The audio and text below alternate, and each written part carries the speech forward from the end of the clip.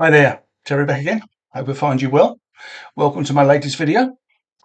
And in this one, I want to answer a question I've been asked a few times.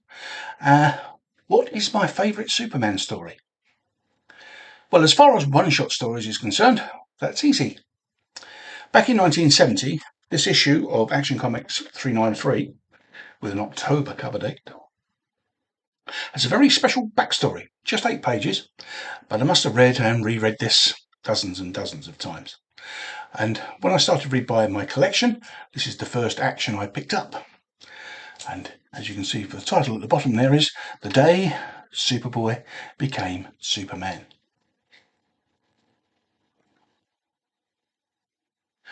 I've only written a script, mainly so I don't get the names wrong. But anyway, the tale was written by Jeff Brown, art by Ross Andrew and Mike Esposito, and it begins at the Metropolis University's new swimming pool. The university Clark Kent attends. Some ruffians called the Raiders break in and, using threatening behaviour, take over the pool. Clark, wanting to stop any possible violence, changes to Superboy, unseen. Then comes back, freezes the water in the pool, trapping the Raiders. He takes them back to the slum side of town that they live in. Superboy tells them to stay away or they will be arrested. They mouth off at him as he flies away.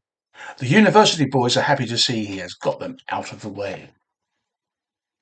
One particular student, Marla Harvey, isn't enamoured by Superboy's actions and admonishes him as such. She feels he went too far, they were only having fun.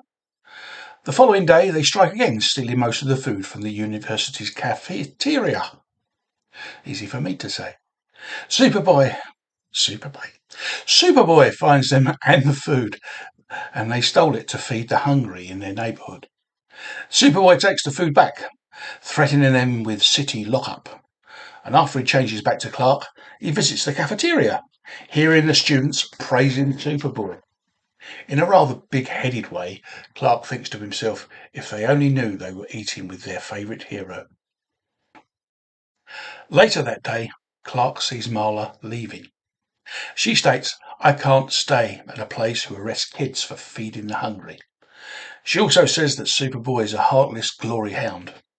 Clark thinks of her as a bleeding heart, but he does respect her.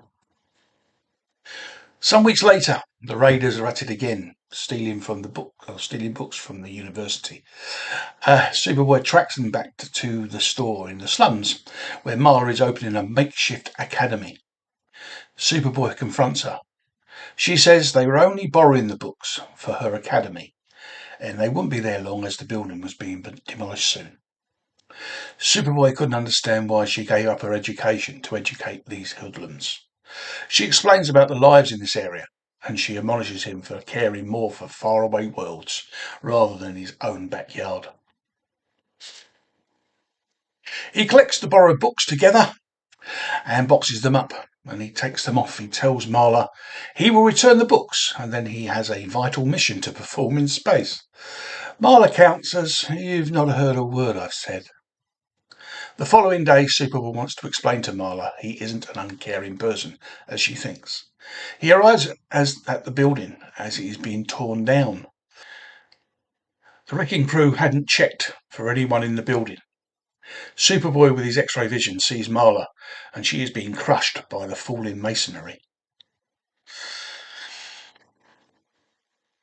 He dives through the building, but is only in time to hear Marla's last words. She asks him to make sure the kids get a proper education and a better life. With her dead in his arms, he promises her that her sacrifice will not be in vain. A few days later, Superboy is seen demolishing the rest of the slum buildings and preparing the ground and erecting the framework for a brand new school. In the middle of his labours, he realises he is doing something wrong. He's still acting as Superboy rather than as Superman. He thinks of what Marla would want. He stops the building work. The crowd, including the Raiders, ask why he has stopped. Superboy explains he could have finished the school in seconds and in a few minutes cleared the whole slum area. He says you should be fighting for decent housing, for new schools and education. Speak to the mayor, your councilman. They agree they shouldn't expect others to do what they should be doing themselves. Superboy reminds them also, you have the vote.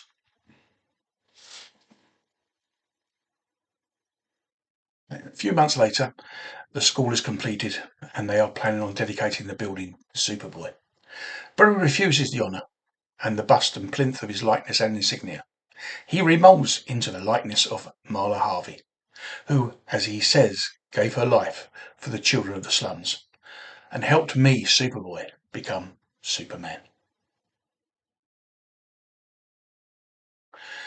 Well, I hope you enjoyed that.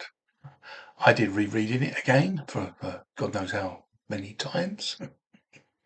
I don't know why it gels with me, but it does. Anyway, thank you for watching.